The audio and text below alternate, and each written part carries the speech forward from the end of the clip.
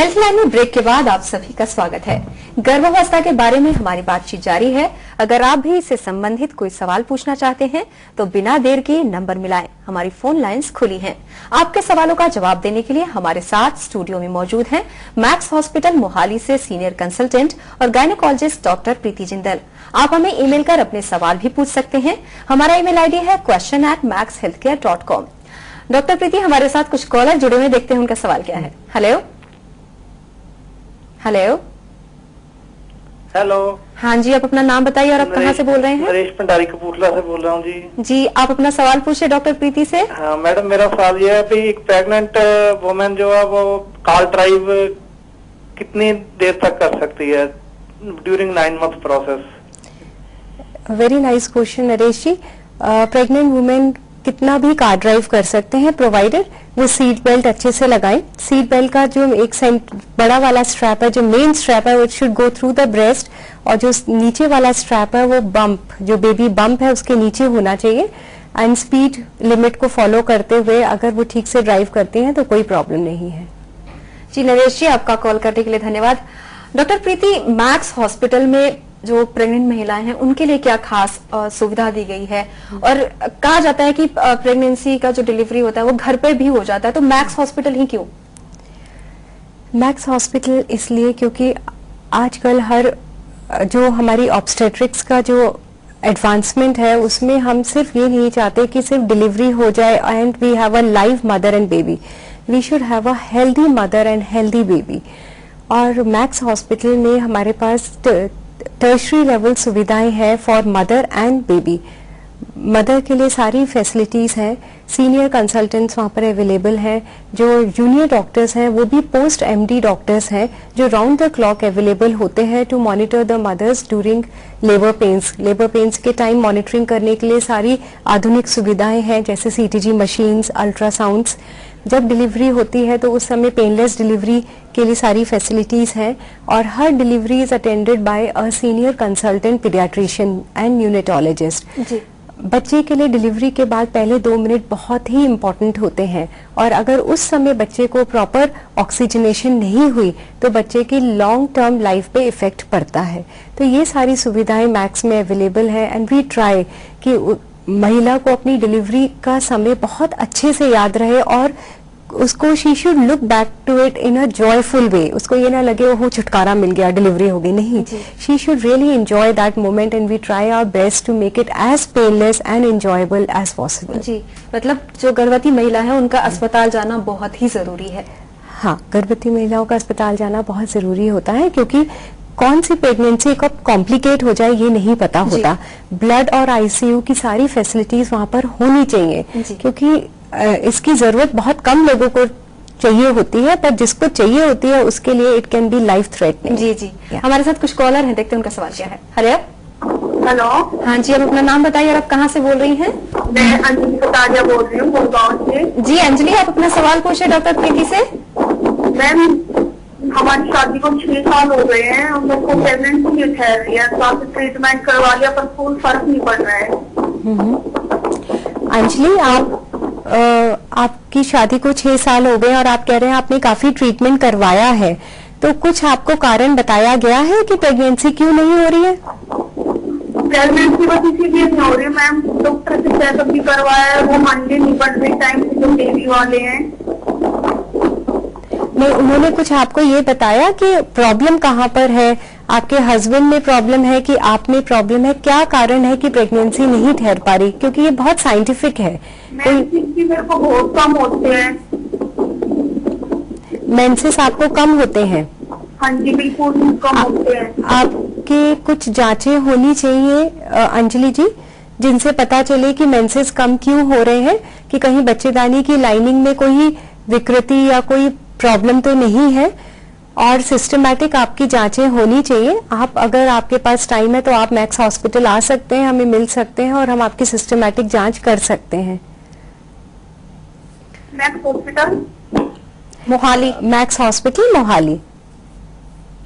जी अंजलि, आप Max hospital Mohali जाकर आप अपना इलाज करा सकती हैं, जैसा कि डॉक्टर प्रीति ने आपको कहा। डॉक्टर प्रीति, हमारे जो गर्भावस्था की बातचीत जारी है जिसमें सी सेक्शन की भी बात आती है, ये सी सेक्शन है क्या?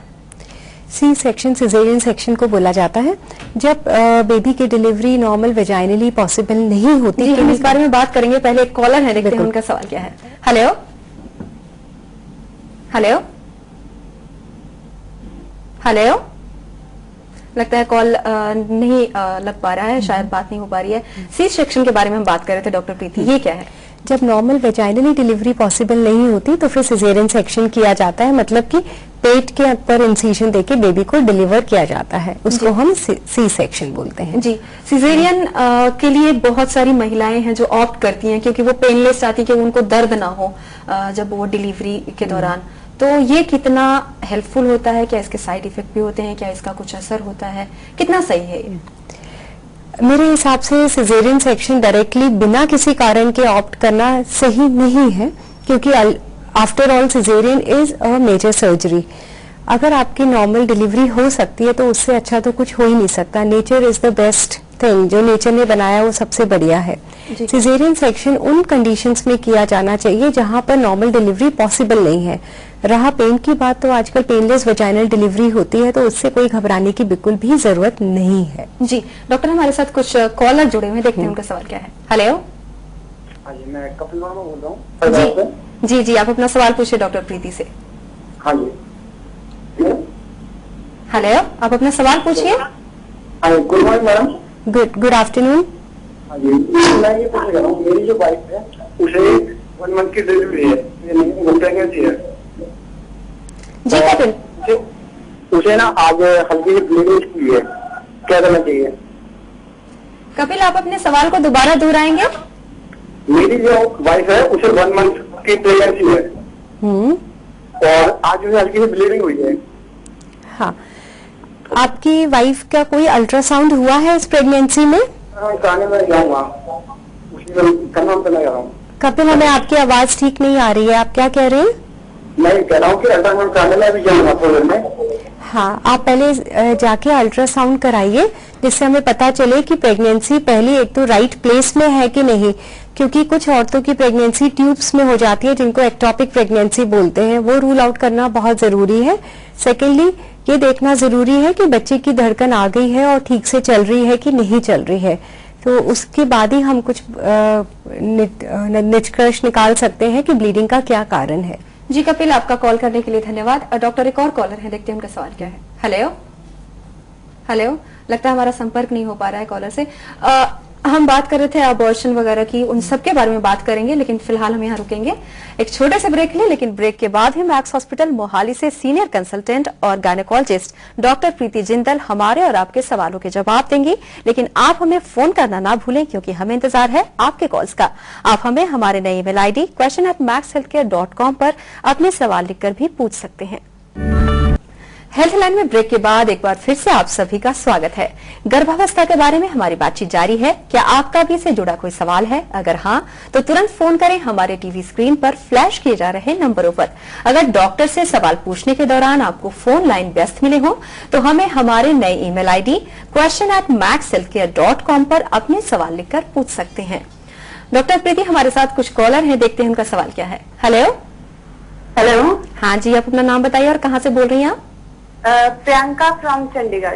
जी प्रियंका, आप अपना सवाल पूछे डॉक्टर प्रीति से। Doctor, I am 6 months pregnant and I want to know that should I go for like stem cell preservation and I have a confusion between 2 companies like Lifecell and Stem Cell.